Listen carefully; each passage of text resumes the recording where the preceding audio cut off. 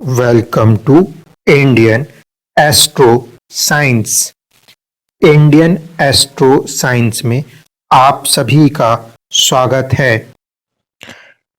Hello दोस्तों, स्वागत है आप सभी का। आज हम एक कुंडली के ऊपर चर्चा करेंगे। इस कुंडली में एग्जैक्ट टाइम ऑफ बर्थ जो है ये नहीं पता था, डेट जो है ये तो फिर भी मिल जाती है, और इनका चार्ट कोई इतना इजीली अवेलेबल चार्ट भी नहीं है, इसलिए जो काफ़ी क्लोज चीज़ उनके लाइफ के साथ मैच होकर हो सकती थी उसको ध्यान में रखते हुए इस कुंडली को बनाया जा रहा है। ऐसा ही मिलता जुलता चार्ट आप चाहें तो प्रधानमंत्री मोदी जी की कुंडली को आप उठा के देखिएगा, वहां पे भी आपको देखने को मिलेगा। ये जो चार्ट है ये एक सबसे सक्सेसफुल वुमेन का चार्ट है। शायद उनके बारे में बहुत ज़्यादा बातें होती या नहीं होती इसका तो हमें नहीं पता, लेकिन कहीं ना कहीं इस कुंडली में ऐसा पोटेंशियल है जिसने हेल्प की है भारत में एक कंपनी को खड़ा कर देने की, and this company is known as Infosys. ये चार्ट है श्रीमती सुधा मूर्ति जी का।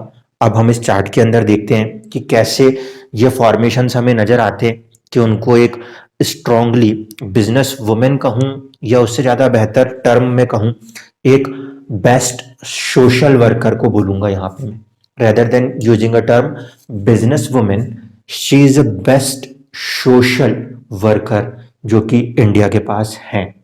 बिजनेस इसलिए नहीं कह रहा क्योंकि उनको इस बात से फर्क नहीं पड़ता कि कुछ मिलेगा या नहीं मिलेगा। अपने लिए कुछ पाने की भावना से जो कर्म होते हैं उसे व्यापार कहते हैं, जहां पे लोग दूसरों की भलाई के लिए काम करते हो, अगर उसके बदले में कुछ मिलता है तो फिर वो व्यापार नहीं होता। इस बात को ध्यान रखे हुए चलेंगे।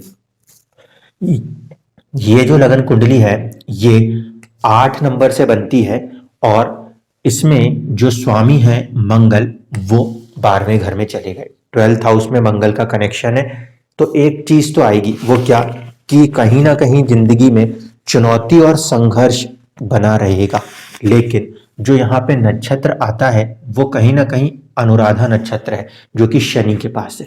शनि के पास नक्षत्र होने के कारण क्या चीजें मिलेंगी, शनि जो है वो सपोर्ट कर रहा है करेज को, 3rd हाउस को, और साथ ही साथ 4th हाउस को। ठीक है, इन 2 हाउसेस का करेज लेकर शनि चल रहा है। ये खुद इन्फोसिस के डायरेक्ट बिजनेसेस में नहीं है, even though she is a chairperson for that company. Husband उन चीज़ों को संभालते हैं, यानी कि वो पूरी के पूरा जो फंक्शनिंग है उसका एक हिस्सा तो हस्बैंड के पास है। इन्होंने भी कहीं ना कहीं उसको खड़ा करने में एक ग्राउंड बनाया है, और इसके बाद ये अपने जो भी सोशल वर्क्स हैं उसके तरफ आगे बढ़ गई। इस चीज को यहाँ पे देखेंगे। शनि डायरेक्टली कोई कनेक्शन नहीं बना रहा 7th हाउस से, बिजनेस वाले हाउस से। शनि कोई कनेक्शन नहीं बना रहा 8th हाउस से, लेकिन एक चीज को ध्यान रखिए, शनि जो है वो करेज तो दे रहा है, पराक्रम तो दे रहा है, क्योंकि आप समझो इन्फोसिस तब लगी थी जब एक लाइसेंस राज भारत में विद्यमान था। जिन्होंने भी इन्फोसिस के पहले नारायण मूर्ति जी की जिंदगी को पढ़ा होगा उन्हें पता है कितने संघर्ष करने पड़े हैं, तब जाके वो कंपनी खुली है। शायद 2 या 3 बार वो एफर्ट्स करके थक चुके थे, और शायद बात यहां तक कही जाती है कि वो जाना चाहते थे कि अब तो भारत के अंदर काम करना बहुत मुश्किल है, लेकिन वाइफ ने सपोर्ट किया और उसके बाद वो कंपनी फाइनली खड़ी हुई है। तो कहीं ना कहीं इनका बहुत ही स्ट्रॉन्ग सपोर्ट रहा है, तब जाके वो चीजें स्टार्ट हुई हैं। अब कैसे, शनि पहले तो 3rd हाउस ऑफ करेज का मालिक है, 4th हाउस जो है आपके लिए सुख साधन जो कहते हैं हम, उसमें वो सपोर्ट करेगा। दूसरी चीज, जब कभी भी 4थे घर की बात होती है तो साथ ही साथ में चंद्रमा की भी बात होती है। चंद्रमा जो है ऊपर के लेवल पे मंगल के साथ है। पहली चीज, मंगल क्या है, पराक्रम है, आगे बढ़ने में मदद करने के लिए ये चंद्रमा कहीं ना कहीं मंगल के साथ जुड़ के एक बल दे रहा था। दूसरी बात, इस कुंडली में एक राशि परिवर्तन हुआ है ऊपरी तौर से, मंगल और शुक्र के बीच में, यानी कि किस्मत और 12th हाउस है खर्चा, खर्चा करेंगे और किस्मत जो है उसमें उनको राइज भी कराएगी। 12th हाउस सिर्फ खर्चा ही नहीं होता, 12th हाउस चैरिटी के लिए भी देखा जाता है। जितने भी लोग एनजीओ या एनजीओ के साथ जुड़ के काम करते हैं तो उसमें 12th हाउस कहीं ना कहीं सपोर्ट करता है। तो यहाँ पर 12th हाउस का 9th के साथ एक बहुत अच्छा कनेक्शन है। बहुत सारे लोग ऐसा मानते हैं कि राशि परिवर्तन योग जो है उसमें 12वें का स्वामी इन्वॉल्व हो जाए तो वो बुरा होता है। नहीं, हमेशा ऐसा हो जरूरी नहीं। हाँ, संघर्ष जरूर कराएगा। अगर आप मटीरियलिस्टिक हो इस दुनिया में, आप सिर्फ पैसे के पीछे भागना चाहते हो और पैसा बनाना चाहते हो, तो फिर तो कुंडली का कोई भी योग आपको सुख नहीं दे सकता। क्योंकि आपको सिर्फ पैसा पैसा और पैसा चाहिए। लेकिन जितने भी सक्सेसफुल लोग हैं वो कर्म के पीछे भागते हैं, पैसा उनके पास खुद आता है। इसको ध्यान रखते हुए चलिएगा। ये योग 12th हाउस से एक्सचेंज करके बन रहा है। 12th हाउस जो है वो एक्सपेंडिचर है। यहाँ पे वो अपनी सर्विसेज को एक्सपेंड कर रहे हैं और किस्मत से उनको उसके बदले में कुछ ना कुछ लाभ मिल रहा है, ये चीज।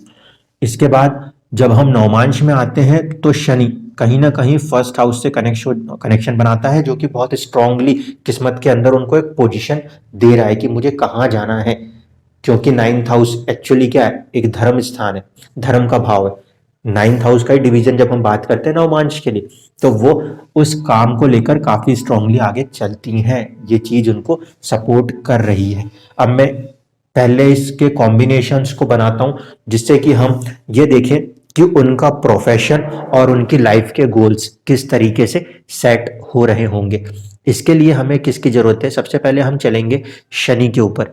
शनि जो है वो विद्यमान है इस कुंडली के अंदर पूर्वाषाढ़ा नक्षत्र में। अब यहाँ पे पूर्वाषाढ़ा नक्षत्र का मतलब है कि इस शनि को, सैटर्न को नक्षत्र के लेवल पर सपोर्ट है वीनस का, ये नक्षत्र के लेवल पे सपोर्ट है। इसके बाद नवमांश में देखें तो सपोर्ट किससे आ रहा है? 8 नंबर की राशि, वो भी मंगल की राशि से आ रहा है। ये कॉम्बिनेशन है, ठीक है। तो कहीं ना कहीं जो सपोर्ट है मंगल करेज वो दे रहा है, ठीक है। और वीनस जो है वो लग्जरीज भी कह सकते हैं या फिर एक ग्लैमर भी कह सकते हैं। सारी चीजों को कहीं ना कहीं वो बिहाइंड द सीन कनेक्ट कर रहा है।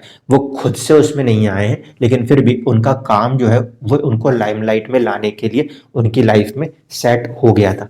ये हम लग्नेश के स्क्रिप्ट को देख के ही बता सकते हैं। अब कर्म की बात करें, प्रोफेशन की बात करें तो हम देखेंगे सूर्य को। बहुत सारे लोगों को लगेगा कि अरे 10वें घर में तो सूर्य है, सरकारी नौकरी होनी चाहिए। ऐसा हमेशा जरूरी नहीं होता। यहाँ पे आप देखोगे ये चीज नहीं हो रही। क्यों? क्योंकि जो सन है उसको देखिए ऊपर से, वो कनेक्ट होगा मघा नक्षत्र में। नक्षत्र का स्वामी जो होता है मघा, वो होता है केतु। अब केतु के अंदर जब भी सूर्य बैठेगा तो सूर्य की कुछ क्वालिटियों में कमी आ जाएगी। सूर्य उच्च के होते हैं तब भी वो केतु के ही नक्षत्र में होते हैं। इसका मतलब है ईगोइज्म की जो क्वालिटी होती है, या हम कहते हैं ईगोइस्ट हो जाएगा अगर सूर्य बहुत ज्यादा बलवान हो तो।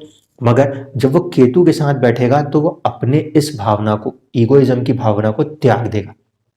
यहां पर भी सूर्य केतु के नक्षत्र में है, इसलिए वो गवर्नमेंट में जॉब नहीं कर रहे, ठीक है। लेकिन कहीं ना कहीं वो एक ग्राउंड सपोर्ट प्रोवाइड कर रहा है दूसरों के वेलफेयर के लिए। केतु के नक्षत्र में आने के बाद केतु यहाँ पे कनेक्टेड है वाया राशि किसके साथ? मरक्यूरी के साथ। तो उसके ऊपर पूरा प्रभाव है मरक्यूरी का। केतु पे मरक्यूरी का प्रभाव है, एक चीज। दूसरी चीज, सूर्य के साथ कॉम्बिनेशन भी शनि और बुध का है। इस कारण से भी सूर्य में थोड़ी सी एक वीकनेस कही जा सकती है, लेकिन मरक्यूरी के साथ वो ज्यादा सपोर्ट करेगा। तो ये वाला मरक्यूरी का डोमेन डबल रिपीट होगा। और इसके बाद जब हम इनको नवमांश में देखेंगे तो ये फिर मंगल की उच्च राशि जो होती है 1 नंबर, उसके लिए पॉजिटिव राशि, उसमें जाके बैठे हुए हैं, ठीक है। तो आप देख सकते हो इसको भी मंगल का समर्थन है, सबकॉन्शियस माइंड भी है और ये कर्म का भी देवता है।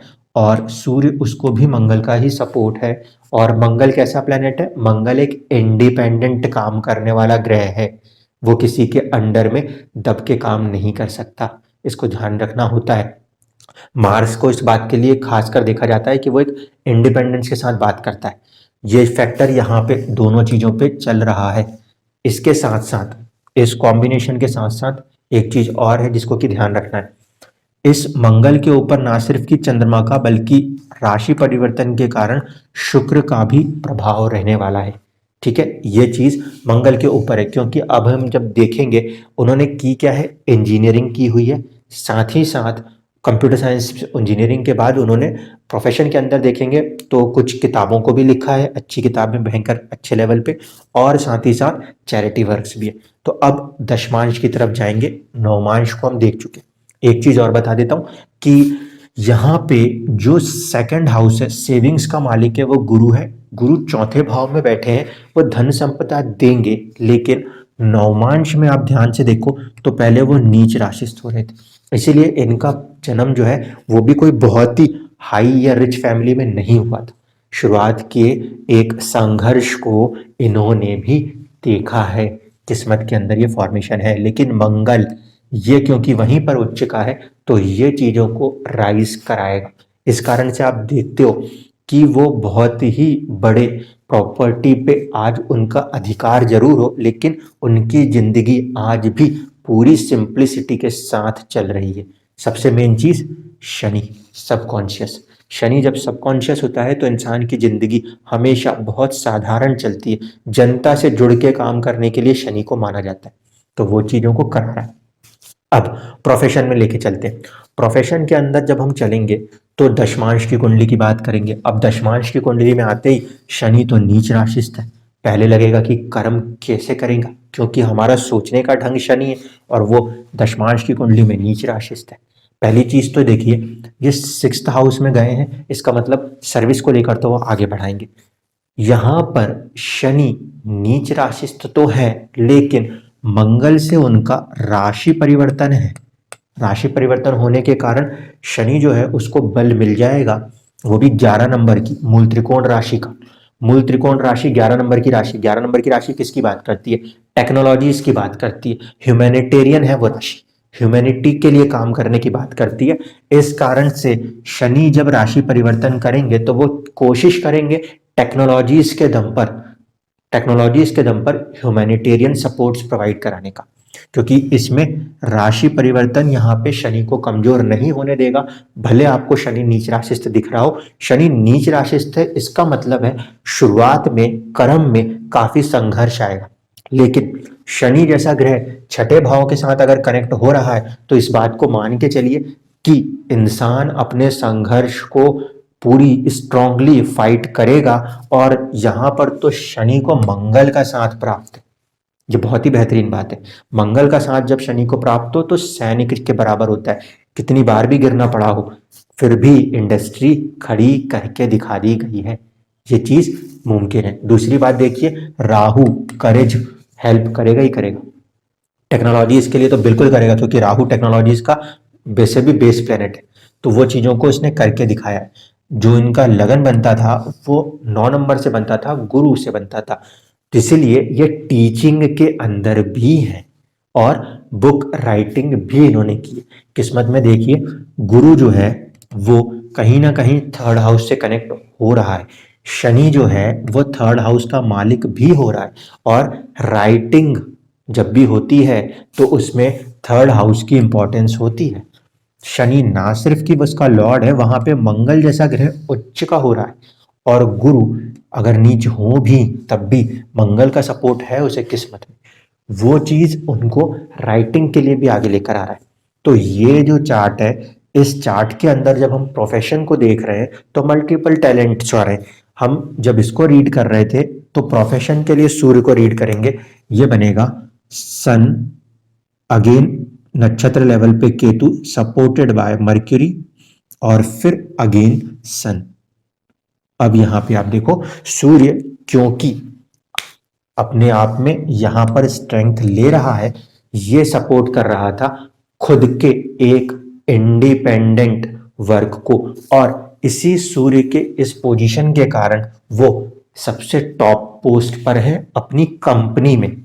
उनका जो स्टेटस है उसको आप देखोगे तो वो अपनी कंपनी में एज अ चेयरपर्सन काम करते हैं। दूसरी चीज, बाकी के ग्रह क्या कर रहे हैं, यहाँ पे सबसे अच्छी बात है वो है मर्क्यूरी का सपोर्ट, क्योंकि मर्क्यूरी 8th हाउस के साथ साथ 11th हाउस का भी लॉर्ड है, और जब कभी भी 8th हाउस का लॉर्ड 11th के साथ कनेक्शन बनाता है तभी किसी इंसान में एक अनसर्टेनिटी के साथ गेन्स की बात होती है। ऐसे ही लोग रिस्क टेक करते हैं फॉर किसी भी तरीके के बिजनेसेस में जाने के लिए। 8 अनसर्टेनिटी है और 11th हाउस गेन्स। देखिए, बिना अनसर्टेनिटी के गेन्स बिजनेस में ये कहाँ मुमकिन, आपको हमेशा इस चीज के लिए आगे आना पड़ेगा। तो उसके लिए भी ये चार्ट बिल्कुल प्रिपेयर्ड है। मर्क्यूरी 11th हाउस का लॉर्ड 10th में बैठा है, ठीक है। अर्निंग्स कितनी आती हैं इस पे बहुत ज्यादा वो नहीं सोचते, वो अपने आप को किस में जोड़े रखे हैं, पूरी तरीके से सोशल कॉज में जोड़े रखे हुए। ये कॉम्बिनेशन किसके साथ बन रहा है, सबकॉन्शियस माइंड के साथ बन रहा है। शनि का बुध कोई शत्रु तो नहीं है, इसलिए ये कॉम्बिनेशन में शनि सपोर्ट कर रहा है, सबकॉन्शियस माइंड इसके लिए आगे आ रहा है। सबकॉन्शियस माइंड के लिए सूर्य शत्रु है, शनि शत्रु राशिस्थ है, इसीलिए वो गवर्नमेंट जॉब में नहीं गया, लेकिन उसने अपने आप को जहां पे उठाया वहां से भी उसने अपने आप को टॉप फील्ड, टॉप पोजीशन पे लाकर एज एन अथॉरिटी बना ही दिया। इस तरीके से कोई भी कुंडलियां काम करती हैं। आप देखो, इसी में आप नवमांश में जब देखोगे आपको लगेगा कि बिजनेस के लिए तो 7th हाउस चाहिए। मैं फिर से कह रहा हूं, बिजनेस तो हस्बैंड संभालते हैं, ये तो सिर्फ और सिर्फ सर्विस की तरफ बात करते हैं। सर्विस 6th हाउस की तरफ बात करनी, सोसाइटी के लिए कुछ करने की प्रेरणा, ये सर्विस है, इसको ये करने के लिए हमेशा आगे रहते हैं। तो ये है एक चार्ट जिसके हिसाब से आप देख सकते हो कि कुंडलियों में सिर्फ ये नहीं कि बस ये ग्रह यहां बैठा है तो हर इंसान सरकार के पीछे भाग जाता है कि सरकारी नौकरी। सूर्य का 10th हाउस में आना वो इस बात को दर्शाता है आप किसी भी काम में एक टॉप पोस्ट पर बैठोगे। हमेशा बहुत सारे लोगों को यही लगता है कि बस सूर्य को 10वें में देखें और सरकारी नौकरी कह दें, ऐसा कहना गलत होता है। अंदर से आप उसके पूरी चीजों को चेक करो। यहाँ पे नक्षत्र का जो लेवल है वो केतु के पास है, केतु के पास नक्षत्र लेवल होने के कारण यहाँ पे ये चीज थोड़ी सी वेरिएट कर रही है, इस बात को आपको समझना पड़ेगा। इसी तरीके से जब हम एक नीचे स्टेप पे देख रहे हैं तो मंगल का सपोर्ट है, मंगल का सपोर्ट होने के कारण ही कहीं ना कहीं जब आप एक इंडस्ट्रियलिस्ट को देखेंगे, काफी एनर्जेटिक होना पड़ता है पर्सन को, तभी तो ऐसी चीजें होती हैं। तो उसके लिए मंगल का सपोर्ट है। और जब हम दशमांश में आ रहे हैं तो सूर्य खुद अपने आप को सपोर्ट कर रहा है। इस तरीके से आप देखो, किस्मत में भी और साथ साथ दशमांश में भी, दोनों कुछ चीजों को मिला के आप देखो, क्योंकि किस्मत रिसोर्स देती है और दशमांश आपको आपके काम को करने की एक स्किल देता है। ये सारी चीजों को मैच करने के बाद कोई सी भी लाइफ अपना एक पाथ डिसाइड करती है। तो आपको अब इस चार्ट से कम एक चीज तो समझ में आई होगी, किसी भी कंडीशन में जब आप किसी चार्ट को रीड करते हैं तो एकदम से ये देखकर नहीं सोचना है कि हाँ ये योग मेरी कुंडली में भी है तो ऐसी काम करेगा। उसके डेप्थ में थोड़ा सा जाके देखिए कि अंदर की स्ट्रेंथ में क्या चेंजेस हैं, उससे आपको पता चलेगा कि क्यों दूसरे की जिंदगी में सेम जगह पे बैठा हुआ प्लेनेट कुछ और करता है, मेरे लिए वो कुछ और करता है। क्योंकि जब आप नरेंद्र मोदी जी की चार्ट को देखोगे वहां पे भी आपको दिखेगा, वहां पे शुक्र और शनि एक साथ आ जाएंगे उनके 10th हाउस में। यहाँ पे शनि भी 10th हाउस में है, सूर्य भी 10th में, लेकिन ये गवर्नमेंट में नहीं है, इवन दो कि ये अपनी एक अच्छे पोस्ट पर जरूर हैं। धन्यवाद।